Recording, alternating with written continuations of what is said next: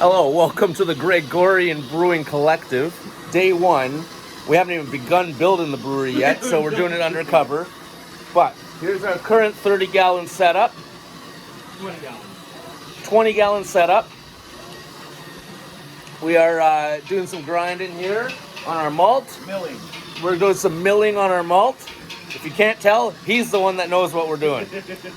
Okay, so step one, boil some water. Actually, not even boil, 155 degrees, apparently, Fahrenheit.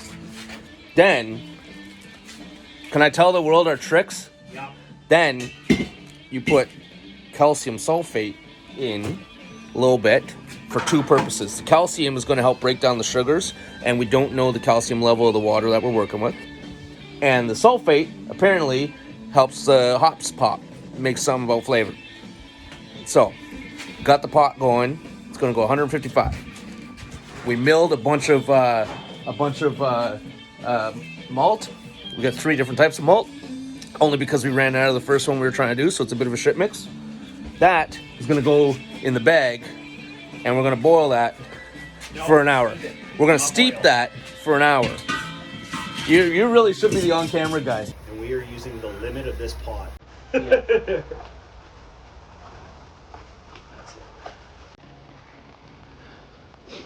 I say it's too bad that you can't smell through the camera, because look at that. It smells so good. Yeah. Eat some. Cereal. It's sweet. Okay, so we've got the malt in the bag, in the jug, Pot. in the pot. And now we're gonna. Kettle. What are we gonna do? We're steeping this for an hour and a half. It's called mashing when you're brewing, but I compared it to steeping so that We're mashing. you could understand it. But we're mashing it, which is basically you're letting it sit at 150 degrees. Listen, I'm the talking guy. Okay, listen. Okay. All right. We're So, steeping and that's what we need it. to say. And we're mashing this at 150 degrees, because you call it mash when it's beer, not steeping. And what you're doing. All right, look. We have been Mashing. for an hour or so. Yeah. We've got all the sugars we want out of the barley. Well, we're going to find out.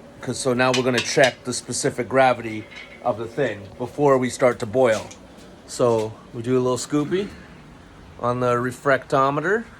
I'm going to let it cool the tiniest bit before I close that, because it should be at sort of room temperature when you're testing it, not at hot temperatures. It's fucking smoking out of there. You'd be surprised how quickly this cools off in a small amount spread out across the surface area. Yeah, I would be surprised. Okay. And we're at basically 1.04. I feel lied to. I've never done this outside before. Excuses Usually starting I have it, right yeah, now. 1.04.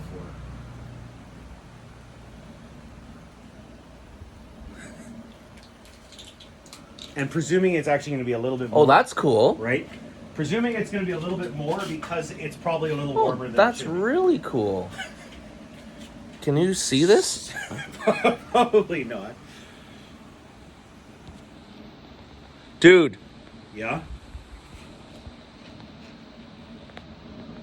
It's working?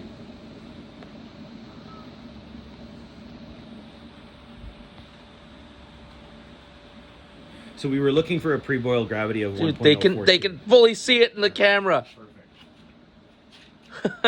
Okay, what are we looking for? We were looking for 1.042. Well, you're off by 0.002. 0.002. Yeah, Yeah, so that's we're pretty damn good. And like I said, I it's thought warmer that than sounded like it was off by a lot. No, we're not that far off. And I said it's warmer. Yeah. It's warmer than we want it for the measurement, which means it's actually bringing the gravity down. So we're bang on. Is So what we're you're pretty saying. much We're going bang with on. bang on. We're going with okay, bang we're on. going with bang on. Now what? Now we're gonna yank the sack out of here, and we're gonna squeeze our sack. Okay. Oh, the old yank and squeeze. The old yank and squeeze. All right. And then we're gonna boil the shit out of this How do we get the sack out of there? with your newly installed Woo! pulley system. I didn't even know why I was putting those up. He just said we need pulleys. Here we go. Cool. Okay, 1, 2, 3, go.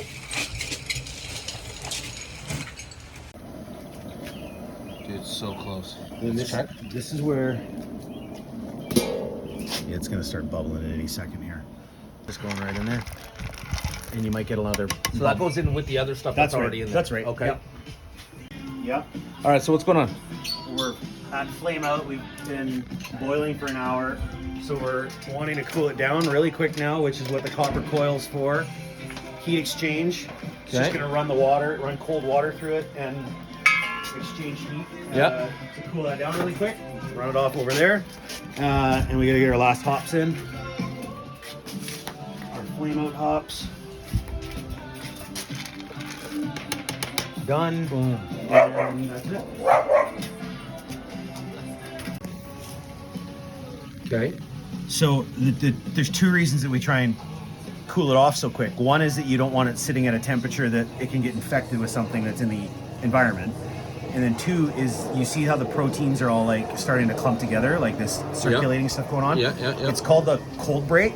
It's like you're creating all the proteins are going to clump together and then they drop out, so that you're not getting that in the beer in the final product. Got it. Got it.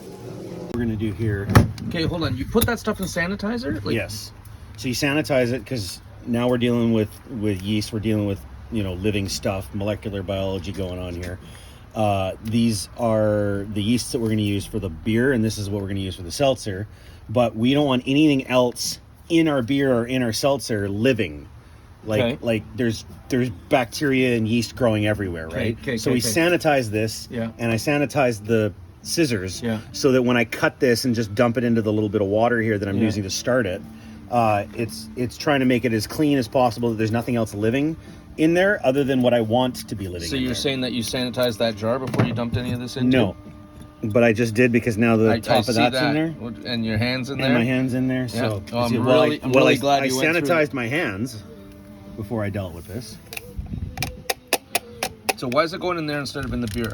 So the water, this is dry yeast. Yeah. The water is just going to rehydrate that yeast. I see. And it'll start coming back to life.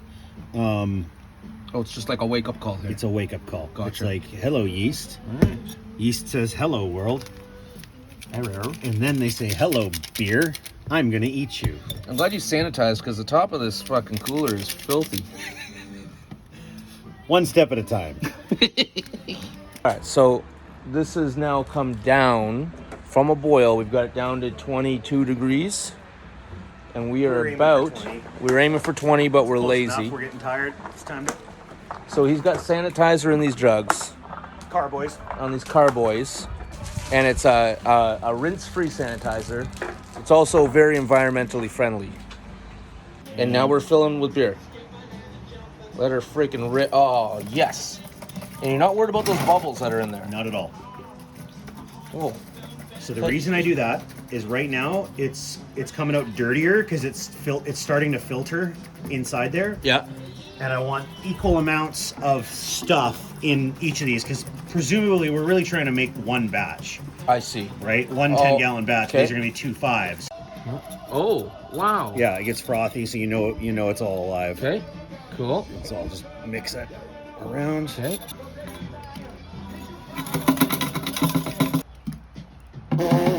Oh, what do you got? You got all the sandy stuff here. So just the airlocks go on here.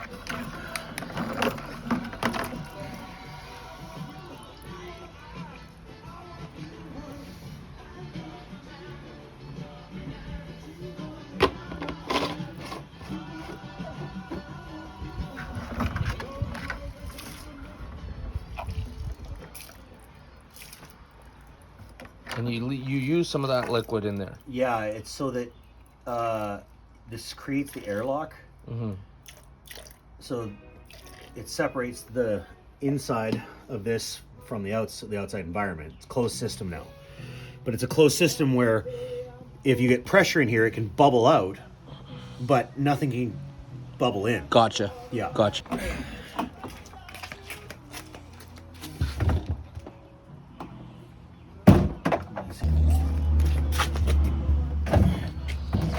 There we go. Okay, so it's there for a week or so. A week? Yeah. So it's going to be beer in a week? Yeah. Yeah, pretty much. Okay. Explain to me what's happening here. Okay, so we've got a heater Yeah. in the freezer. Yeah. And we have a freezer, right? Yeah. And we have a temperature regulator that you can set whatever temperature you want. So I've set 18 degrees. Okay. And you have this thing's connected to a cooling side and a heating side. So effectively, if this gets warmer than 18 degrees, it turns on the freezer.